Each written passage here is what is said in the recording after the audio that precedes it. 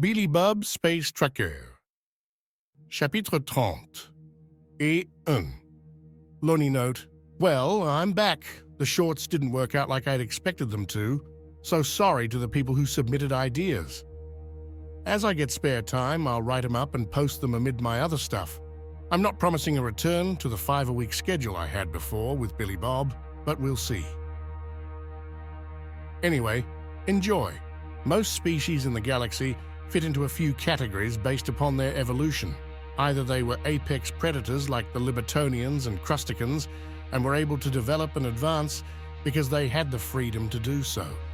Or they were prey species like Billy Bob's favorite space hamsters, and they developed technology just to survive. Humans were messing with this classification system because they hadn't evolved as the apex predators. There were lions, tigers, and bears, oh my, that could tear them to shreds. Not to mention gators, crocs, sharks, spiders, snakes, wolves, and more. Plus, everything living in Australia, including the Australians. Even animals you wouldn't suspect were killers. Hippos had a greater kill count than lions each year. Those that were apex predators were good at spotting creatures that were trying not to be seen, while those that were prey tried to be good at not being seen by predators. Humans had become apex predators through technology, combining their natural endurance and hunting abilities with their tool-making skills. They'd started off with basic spears and bows and arrows and just kept going from there. Even still, when you went hunting for a tiger in a jungle armed with spears and a bow, there was a good chance you weren't coming back. Humans had to blend the techniques, being hard to see while also good at seeing what didn't want to be seen. The concept of an ambush predator wasn't very common throughout the galaxy, but living on a death world had a habit of bringing out all manner of successful animal. What really set humans aside, however, was their interactions with each other, not just with nature. When you took a bunch of prey who got it in their head that they were predators, stuck them on a death world with the majority of the planet being oceans they couldn't live in, and then started tossing in a whole mess of different philosophies and limited resources, and you had Earth. War evolved in many ways, leaving some aspects unchanged for centuries, while the tech and tactics shifted all the time. Anything to get a leg up on their enemies and win. Americans had started off winning their revolution by hiding in forests, and as the British officers demanded they line up and advance slowly towards them, the Americans just shot him. With the advent of guns, warfare changed more rapidly than ever, and the humans, with their need to both be hidden and yet able to spot other hidden things, just got pushed up to a whole new level. Any creature that could stay in the same position for 24 human hours long before finally taking a kill shot on a target a mile away did not fit into the greater galaxy's ideas. The fact that they didn't need a computer to take the shot either was impossible for any other species. It was perhaps a fluke of the universe that humans had ever evolved the part of their brain that even allowed them to compute the rough path of objects in flight 1,000,000 years before they developed the concept of physics. Libertonians could fly, so their brain had the ability to process complex flight patterns on the go, which helped drive their intelligence as a species. But they'd never needed to throw anything in order to hunt. That's what their 4 arms and 2 legs ending in razor-sharp claws were for. And so humans were filling a very special and unique role that didn't fit anyone else. Prey who thought they were predators. Or perhaps predators that were kind of crap and needed tools to become better. All of these made sure that humans were very tenacious and difficult to fight in their current war with the rest of the galaxy. But there was one final piece to the puzzle that was slowly but surely destroying enemy morale. Americans loved to fuck with people, and they were competitive. This was why, on the important junction world, Koresh, the Crustican defenders feared for their lives, despite never having faced the humans in open battle. It had started with a missing patrol that was investigating reports of a meteor impact. The planet was very arid and rocky, which did not suit the Crusticans, so they had to keep constant supply of water to replenish their hydrating mucus. After that first patrol went missing, their water pipeline was sabotaged. Then their supply tank had been contaminated with the bodies of the missing patrol.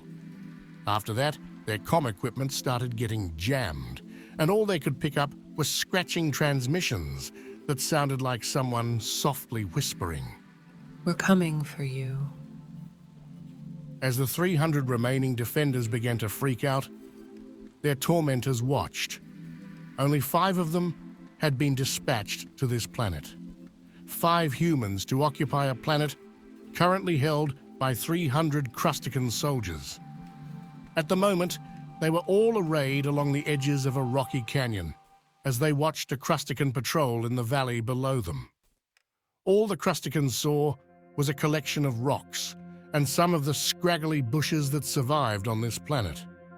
The humans spoke quietly among one another. $10 says they start firing in every direction. 20 says one of them runs for it. And then one of the humans gave a few rocks a shove on the edge of the canyon, listening to them tumble down the sides. They weren't big enough to do any real harm on the light gravity of this planet, but the sound made the patrol screech and hiss in surprise and fear. The sounds of their energy weapons blasting the rocks around them as one scurried forward. Their leader hissed out, and the figure stopped as the patrol grouped up once more. One of the humans began to move along the edge of the canyon to a point where the ground slopped down a bit. "I think today's the day. I'm going for the one with the matter slammer. He looked especially nervous after the rocks." One of the humans muttered, her voice even as she moved quietly. No way, you're fucking crazy, MJ. "Stop calling me that. Why? Those are your initials, right? Just knock it off, BJ." And those are my initials, no harm there. Can I get in on this whole initials instead of name thing? Came a man's voice. "Not a fucking chance, Barbie. It's Barbara, damn it, fucking hate this name. So change it."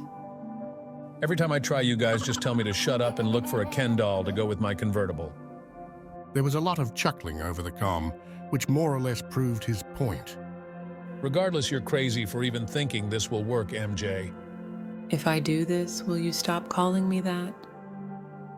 Sure, I'll call you whatever you want if you actually pull this off. Technically, all the humans had ranks and a chain of command, but these specialist units almost never followed it.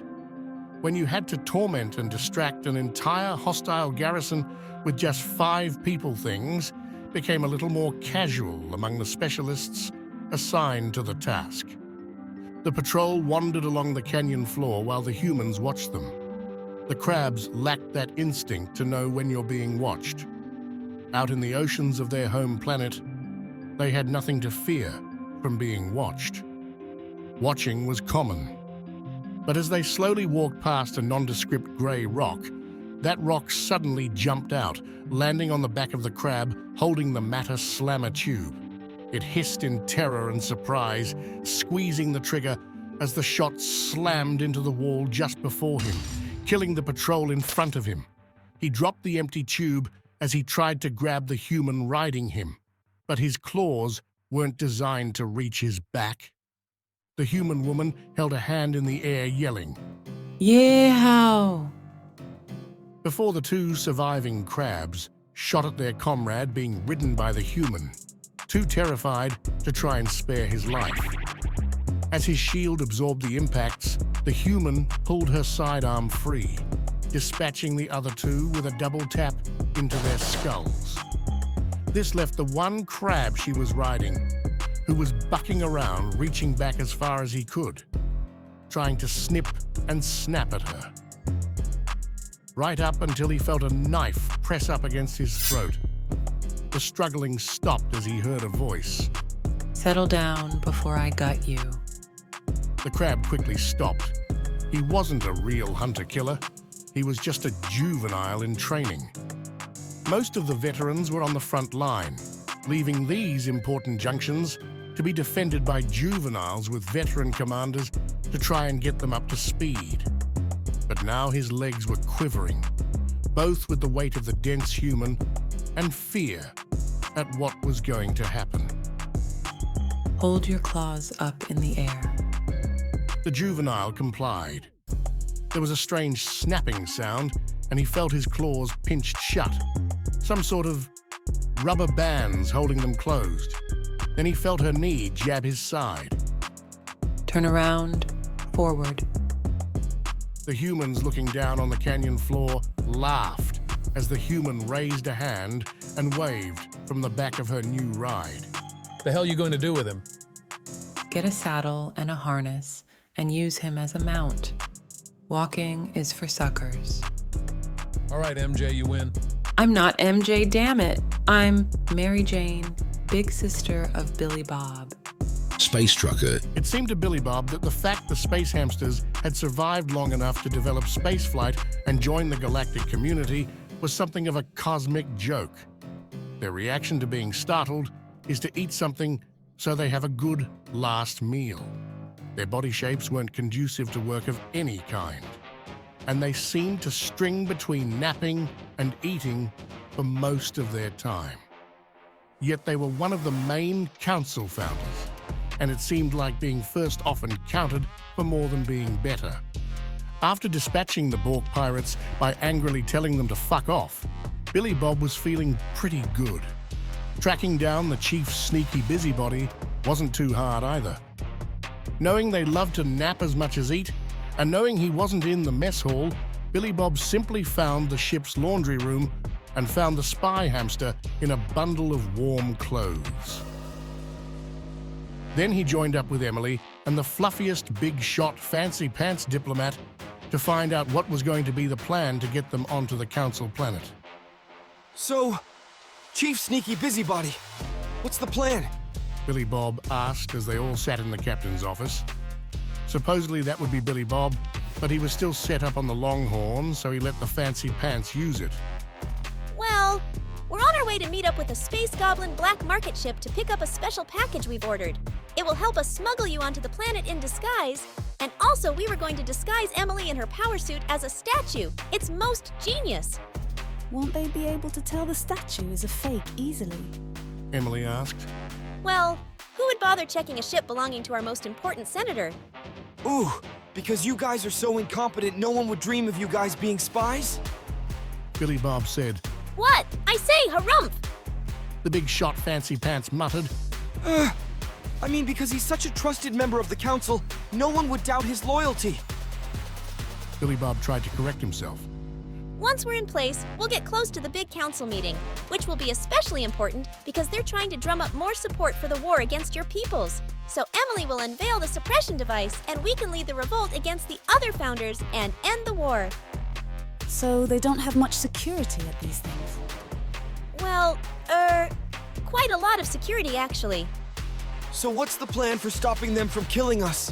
Billy Bob asked, as the hamsters paused and looked at one another.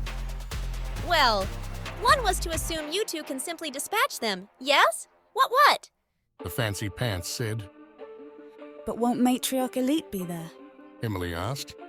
Oh, we were going to give her lots of food laced with sleeping agent to knock her out.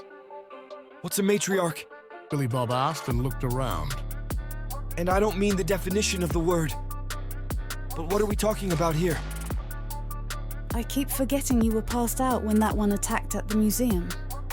Emely said and reached across the desk in the room to bring up an image on the screen from the extranet. Jesus Christ, that's a walking bus! Fucking hell! How many claws and spiky legs does that thing have? That's going to be there? Bring me a grav tank or something. Yuck, that noise. Is that to scale compared to a Libertonian? Yes. Emely said with a nod. Yuck, how many matriarchs are there? A few thousand, but most aren't this big. The older and more successful they are, the bigger they get over time. They have a legend about the matriarch who united them. She was the oldest and largest of all time. In the end, she was too big to sustain herself, and her daughters ripped her apart, and each gained some aspect of her talent. She continued. That's a creepy-ass story. Well, I say legend, but that matriarch was this one's great-grandmother. It actually happened? I mean, I don't think they gained part of her essence, but yes, they did tear her apart and eat her. Fucking brutal, man. Hell of a Mother's Day, I'm sure. Billy Bob shook his head for a moment. We have to deal with that thing, and security, and unveil the device. We need more people. 2 really isn't anywhere close to enough. If we just start attacking the other officials, we'll freak out and run away. Plus, we need someone to keep them from turning off the video feed. Or whatever it is, so they broadcast everything to the galaxy. Oh, I didn't think of that. The chief's sneaky busybody said, his little ears drooping a bit. Well, I have help on that front. A Libertonian team is waiting in system for our rendezvous. That should be what we need for this. Emily said with a nod.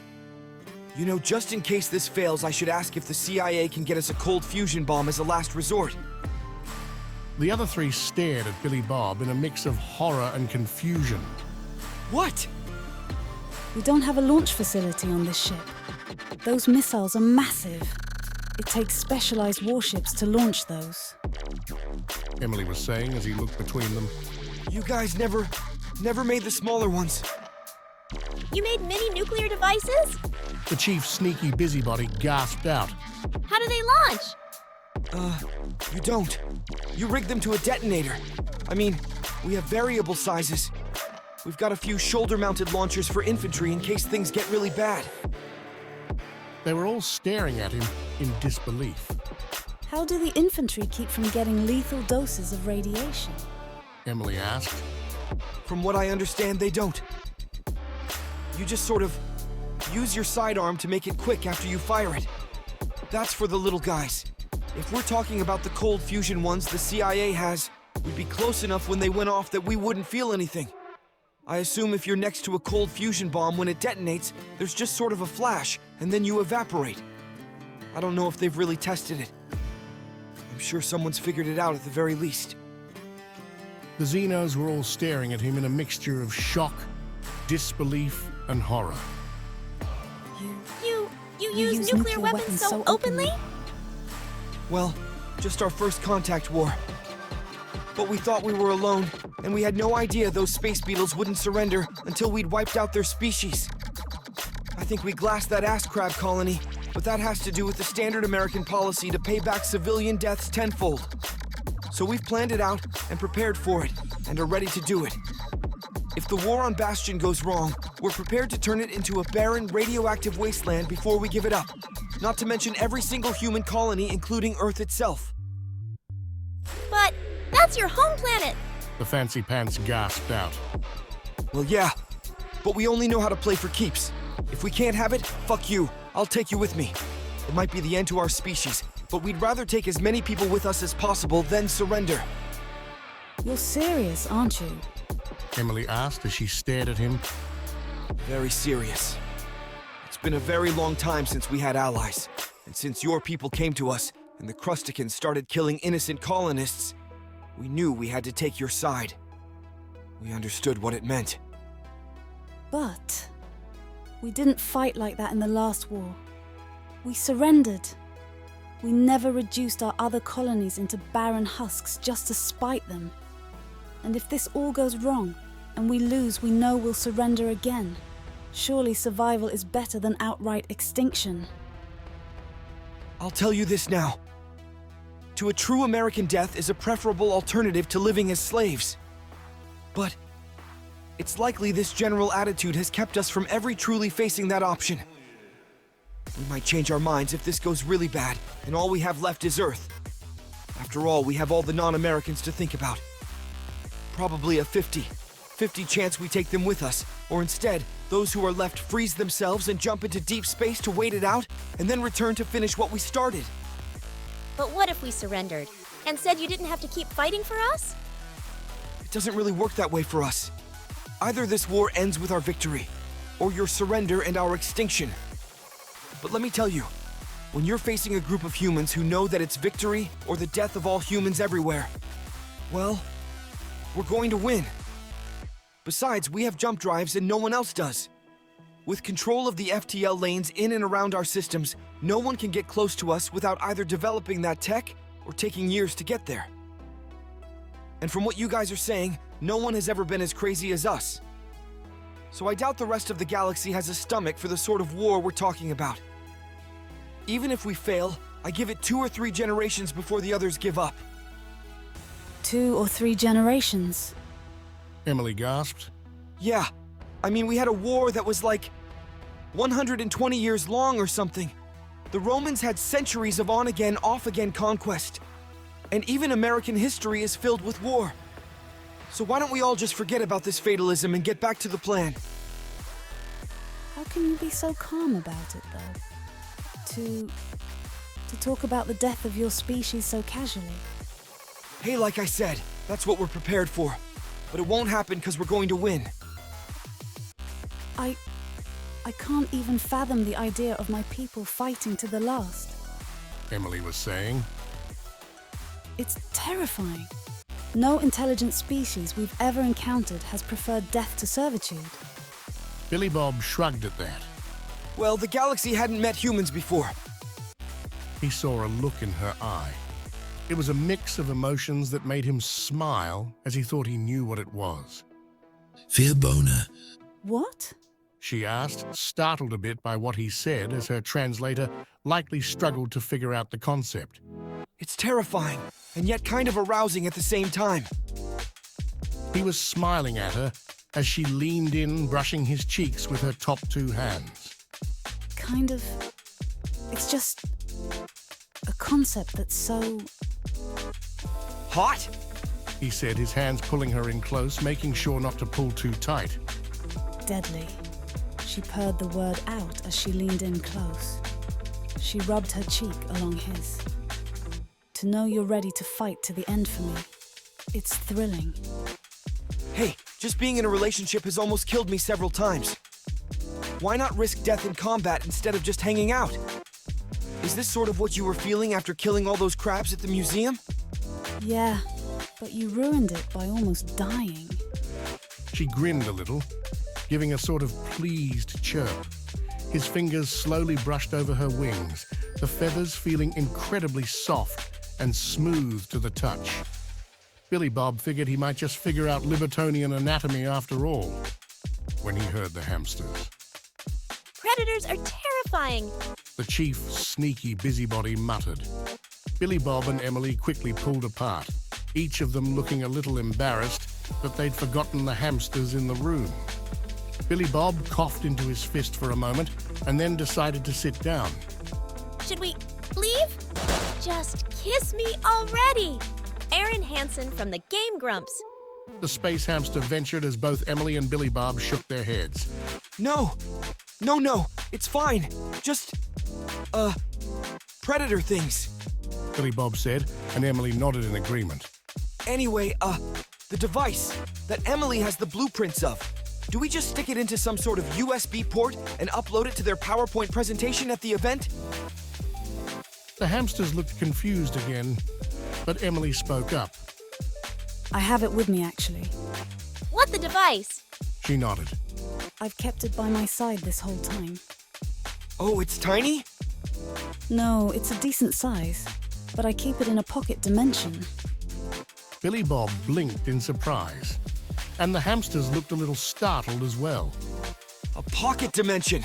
I thought only we had skip drives. I assure you, humans are the only ones crazy enough to skip through the edges of reality. No, this is just a device that keeps things in another space for easy storage. We've only recently created it. She pulled from her belt a small thing that he thought looked like an ancient coin purse. Only black and made out of sci-fi materials instead of whatever they used a few centuries ago. She pressed a button on the top, and a bluish light poured out of the top of the strange thing. Billy Bob had no idea why, but he immediately reached out for it as he heard Emily tell him not to. But once he touched the thing, he seemed to be drawn down into it. It was something like the strange flash of entering the skip space, but this time he was floating in blue. Not like water, just blue. For some reason, he didn't need to breathe. Looking around, he saw some sort of mechanical device about the size of a washing machine, but it looked more like a lumpy mechanical turtle. Beyond it, and seeming to be very out of place, was a stuffed animal. It looked like a sort of bunny, but with 6 arms, legs, limbs. He moved his arms like he was swimming, and it sort of moved him through the blue stuff until he got to the bunny. It felt soft, but whatever was under the fur felt stronger. From very, very far away, he heard someone call his name. He looked around, and for a moment, he thought he saw a giant clock drift by. But as he blinked, it was gone. Looking up, he saw Emely's shimmering face and slowly swam up towards it. Just as his fingers seemed to touch the edge of the blue, he found himself thrown out of the tiny space purse, gasping in surprise as he was dumped onto the floor in a heap. Ow! Billy Bob! Emely leaned down to hug him, then proceeded to start hitting him after that brief hug. What's wrong with you? I was told live things can't enter the pocket dimension or they die.